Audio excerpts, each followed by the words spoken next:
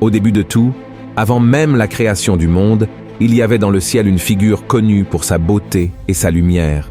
Son nom était Lucifer, un ange admiré de tous et qui jouait un rôle très important parmi les créatures célestes.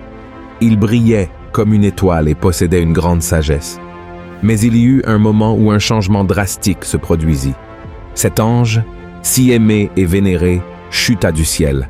Et cette chute n'était pas simplement une descente physique, mais une transformation de son être. D'une position d'honneur, il passa à une réalité complètement différente, marquée par la séparation du lieu qu'il appelait autrefois chez lui. Et bien pire encore, il s'éloigna complètement de la gloire de Dieu. L'histoire de la chute de Lucifer du ciel, avec un tiers des anges, et sa transformation en Satan, est mentionnée dans des passages bibliques des livres d'Isaïe, d'Ézéchiel, et même dans l'Apocalypse. Dans cette vidéo, je vais vous montrer les 3 raisons qui ont fait de cet archange de Dieu le roi des ténèbres et le prince de ce monde. De plus, je vais vous aider à identifier si vous êtes influencé par l'ennemi dans les mêmes domaines qui ont fait chuter Lucifer, afin que vous ne vous éloigniez pas de Dieu, comme cela lui est arrivé. D'accord? Avant de commencer, je vous demande de vous abonner à ma chaîne. Il vous suffit de cliquer sur le bouton s'abonner, qui se trouve juste en dessous de la vidéo, et d'activer également la cloche de notification, afin de recevoir directement sur votre téléphone les prochaines vidéos que je publierai. D'accord? Et maintenant, passons aux raisons qui ont fait chuter Lucifer du ciel. Le premier motif, l'orgueil. Cet ange voulait que le monde entier tourne autour de lui. Il désirait que toutes les créatures célestes se prosternent à ses pieds et l'adorent. Et pour lui, ce n'était pas suffisant d'avoir un rôle important dans le royaume de Dieu, car il voulait être Dieu lui-même. Voyez ce que le Seigneur a révélé au prophète Isaïe à ce sujet. « Te voilà tombé du ciel, astre brillant, fils de l'aurore. Tu es abattu à terre, toi le vainqueur des nations. Tu disais en ton cœur, je monterai au ciel, j'élèverai mon trône au-dessus des étoiles de Dieu. Je m'assiérai sur la montagne de l'assemblée, à l'extrémité du septentrion. Je monterai sur le sommet des nues, je serai semblable au Très-Haut. Mais tu as été précipité dans le séjour des morts, dans les profondeurs de la fosse. » Avez-vous remarqué que dans ce bref discours, Satan a utilisé le pronom « je monterai, je m'élèverai, je m'assiérai, je monterai, et à la fin, il a dit « je serai ». Et cela nous montre à quel point son cœur était orgueilleux et il désirait la reconnaissance. C'est pourquoi il n'a ménagé aucun effort pour convaincre les autres anges de rester à ses côtés. Malheureusement, de nos jours, Satan a influencé de nombreuses personnes à adopter le même comportement. Et savez-vous quelle est l'idéologie qui s'est le plus répandue au XXIe siècle? La célèbre phrase « Crois en toi-même ». Il vous suffit de prêter attention aux discours des influenceurs, des coachs et même de certains leaders spirituels, comme si nous étions vraiment capables de faire quelque chose par nous-mêmes, sans dépendre de la grâce et de la miséricorde de Dieu. Bien sûr, chacun de nous a son potentiel, mais nous devons nous rappeler que le diable est rusé, il est très intelligent. Remarquez que Lucifer, à aucun moment, n'a voulu s'élever au-dessus de Dieu. En fait, il voulait être égal à Dieu, se comparant à lui, étant au même niveau de pouvoir et de majesté. Et c'est exactement de cette manière que Lucifer agit avec les êtres humains depuis qu'il a été chassé du ciel.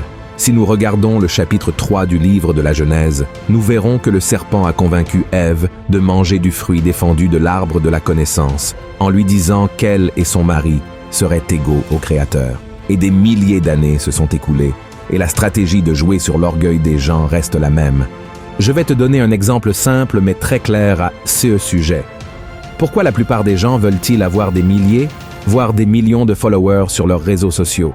Pourquoi les gens se mettent-ils autant en avant, se exposent-ils de manière exagérée, souvent en montrant leur corps, leur intimité, voire leur douleur et leur lutte, afin d'être élevés, admirés, adorés, voire même vénérés? Mais il est important de souligner ici que nous ne pouvons pas généraliser. Il y a beaucoup d'hommes et de femmes qui utilisent les réseaux sociaux pour aider les autres, faire le bien et partager des choses pertinentes. Tout comme dans mon cas et celui d'autres hommes et femmes de Dieu, beaucoup ont également partagé la parole du Seigneur avec de nombreuses personnes à travers le monde. Ce que je veux dire ici, c'est que malheureusement, la plupart finissent par vouloir se promouvoir pour construire leur propre royaume. Et quand nous récitons la prière du Notre Père, nous disons à Dieu, « Que ton nom soit sanctifié, que ton règne vienne, que ta volonté soit faite. » N'est-ce pas vrai? Mais ces personnes influencées par l'orgueil ne prient que de leurs lèvres, car leur cœur désire exactement le contraire. Et si cela semble si évident à percevoir, pourquoi les gens continuent-ils dans cette erreur? C'est à cause de l'ego. Frères et sœurs, notre nature pécheresse nous donne une vision gonflée de nous-mêmes. Nous pensons être spéciaux, supérieurs, et donc mériter un traitement différent. Mais c'est un grand mensonge, et la Bible elle-même nous le prouve. M. Isaïas 41, versiculo 14, Dieu appelle le peuple d'Israël le vermisseau de Jacob. Ce que Dieu voulait montrer, c'est que même si Israël était la nation élue, elle ne pouvait jamais se comparer à lui. Ils étaient comme un vermisseau face à la puissance et à la grandeur du Seigneur. La deuxième raison, la vanité. La deuxième raison pour laquelle Lucifer a été chassé du ciel est parce qu'il était obsédé par sa propre beauté. La Bible dit que le cœur de Lucifer s'est enorgueilli à cause de son apparence et de sa sagesse.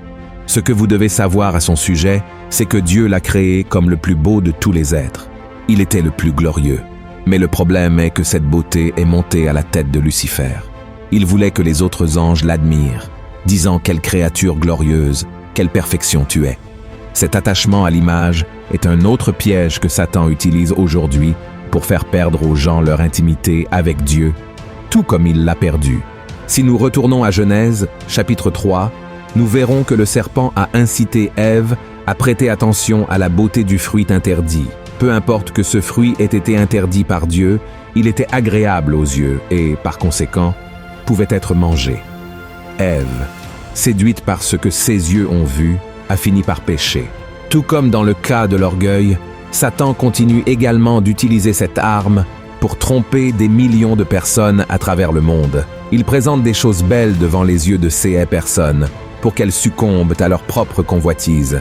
Vous voulez un autre exemple biblique de cela? David, lorsqu'il a vu Bath-sheba prendre un bain, la Bible dit qu'il était tellement focalisé sur sa beauté qu'il a simplement ignoré Dieu et son rôle de leader de la nation d'Israël en couchant avec cette femme mariée. Cette femme est tombée enceinte et David a fini par envoyer son mari devant l'armée d'Israël pour qu'il meure à la guerre.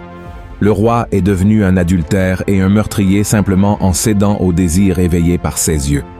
Je ne dis pas que c'est un péché d'avoir une belle apparence physique, d'être considéré comme une personne belle aux yeux humains. La Bible elle-même dit que certains hommes et femmes de Dieu étaient très beaux. Ce que je dis, c'est que si vous avez une apparence meilleure que beaucoup de gens, faites très attention, car c'est exactement ce que le monde recherche. Après tout, la Bible dit que l'homme regarde à l'apparence, et le diable, le sachant, peut vous faire tomber dans la tentation et aussi dans le péché de l'idolâtrie en adorant votre propre corps. Le troisième motif qui a fait chuter Lucifer du ciel était le pouvoir de persuasion. Par le désir de s'égaler à Dieu et de prendre son trône, Lucifer a provoqué une grande rébellion dans le ciel. Dans l'Apocalypse, chapitre 12, l'apôtre Jean a enregistré une vision qu'il a eue de ce moment. Regardez ce qui est écrit. « Et il y eut guerre dans le ciel. Michel et ses anges combattirent contre le dragon. Et le dragon et ses anges combattirent, mais ils ne furent pas les plus forts, et leur place ne fut plus trouvée dans le ciel. Et il fut précipité, le grand dragon, le serpent ancien, appelé le diable et Satan, celui qui séduit toute la terre. Il fut précipité sur la terre, et ses anges furent précipités avec lui. » Observez que même si Lucifer n'a pas réussi à réaliser son plan de devenir comme Dieu, il a réussi à rassembler une grande armée céleste pour combattre Michel et ses archanges. Il y a même un verset dans Apocalypse 12 qui dit qu'un tiers des anges, appelés étoiles dans le passage biblique, ont choisi de se tenir du côté de Satan dans cette bataille et ont fini par tomber avec lui. Et la question qui se pose est, comment a-t-il pu être si influent dans le ciel au point de faire tourner les créatures de Dieu contre lui? Comme nous l'avons vu, Lucifer était un être illuminé. Dans Ézéchiel, chapitre 28, la parole dit que ses vêtements étaient ornés de toutes les pierres précieuses et qu'il avait été choisi et oint comme chérubin gardien, ayant accès à la montagne sainte de Dieu. Cela seul devrait déjà attirer l'attention des autres anges. Mais je crois qu'il y a encore quelque chose de plus. La Bible dit aussi que les tambours et les flûtes étaient en Lucifer, ce qui signifie qu'il aurait pu être responsable de la louange à Dieu. Il aurait pu être celui qui chantait des chansons pour exalter et glorifier le Seigneur. Alors, ce que beaucoup d'érudits des Écritures se demandent, c'est si cet être de lumière aurait pu utiliser la musique pour conquérir et diriger les anges dans leur rébellion. Même si la Bible ne nous donne pas de réponse, il est un fait que Satan utilise cette arme de nos jours pour influencer les gens sur terre. Et vous pourriez ne pas vous en rendre compte, mais l'ennemi est bien plus présent dans l'univers musical que nous ne l'imaginons. Après tout, s'il était responsable de la musique au ciel, pourquoi ne le serait-il pas aussi sur terre? Nous savons que l'industrie musicale a beaucoup progressé au cours des dernières décennies, attirant de plus en plus d'auditeurs avec ses rythmes variés.